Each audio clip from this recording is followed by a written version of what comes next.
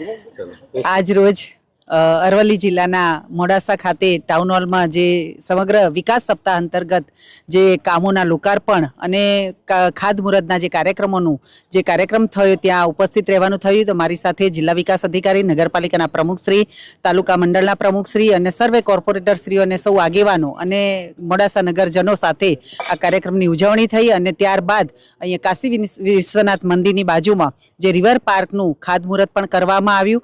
એટલે આજે ખુશીનું એક ગૌરવ અનુભવીએ છીએ કે સમગ્ર ગુજરાત જ્યારે વિકાસની હરણફાળ ભળી રહ્યું છે ત્યારે આજે મોડાસા શહેર પણ એ વિકાસથી વંચિત ન રહે એના માટે ખૂબ બધા મોટી સંખ્યામાં એવી મોટી રકમોમાં જે કામોના લોકાર્પણ અને ખાતમુહૂર્ત થયા છે. ત્યારે આજે દેશના વડાપ્રધાન માનનીય નરેન્દ્રભાઈ મોદી સાહેબ અને ગુજરાતના મુખ્યમંત્રી માનનીય ભૂપેન્દ્રભાઈ પટેલ સાહેબને પણ અભિનંદન આપીએ છીએ.